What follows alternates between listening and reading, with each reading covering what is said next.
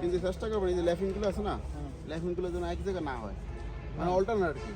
এতে রড কাটতে যায় আর কি, এরকম হয়েছে আর কি। মানে তাহলে একটা এই জায়গায় তো মনে করেন যেমন এই একটা একটা এই বড় জায়গায়। একটা বড় একটা ছোট দিছে আবার একটা বড় এই মিলে ভালো লাগে। এরকম বড় ছোট আপডাউন করে চলে up down, মানে হ্যাঁ, জোড়াগুলো যেন একসাথে মানে না পড়ে। এক জায়গায় না পড়ে। up down। আগে ময়লা ছিল অনেক, এখন পরিষ্কার করছে মনে হয়। পরিষ্কার করা হয়েছে। একটু ভালো করে পরিষ্কার করে দিলাম। হ্যাঁ বেঞ্চ করে আসছে। কভারিং আপনি দেন তো, কভারিং চেক করে দিলাম।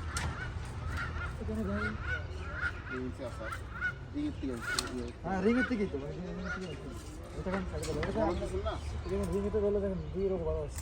বলো কিছু না। বলো ব্রো নিচে সাইডে বলো সেটিং আছে।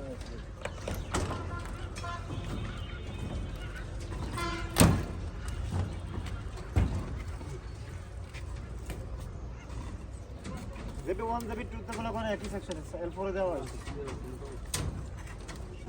এদের এগুলো পরিষ্কার হচ্ছে ভাই, এই যে ভিতরে মারা বসে পানিতে বাসা দিবেন না? হ্যাঁ অবশ্যই পানি তো মারবে সেই যে ধুমরে বালি চালি দেন অবস্থা এই যে পাইপ লাগাম এই তো ভাই বালু জমে রয়েছে, পানি লাগাম না পাইপ লাগাম এখানে কিন্তু বালু জমে রয়েছে, দেখছেন আপনি? এই বালু হচ্ছে ফাঁকি দিয়ে মারাই দেবো এই জমে দিচ্ছে ভালো, একটু কভারিং করে। এটা কিন্তু এর কিন্তু অনেক বালু, সরে দেবো এটা খেয়াল রাখেন, ঠিক আছে? না এখন না, এটা খেয়াল রাখেন।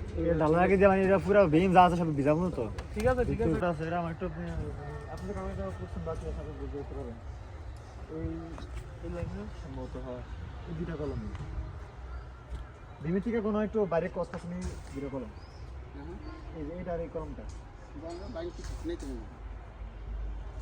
এই লাইন কি ঠিক নেই? লাইন কি ঠিক আছে? লাইন ঠিক আছে ওই যে গাঁতনি হয়ে গেছে ভোট চাপাই মানে ভোট ওভার গাঁতনি তো ওই জন্য কোনটা পছন্দ করছিলেন?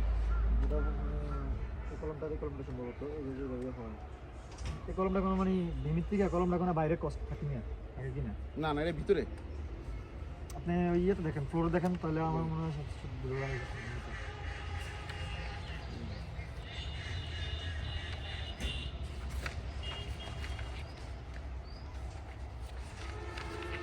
আমি বলে দিচ্ছি যে কোনটা কোন দিকে আউটে ভিতরে এটা দেখতে,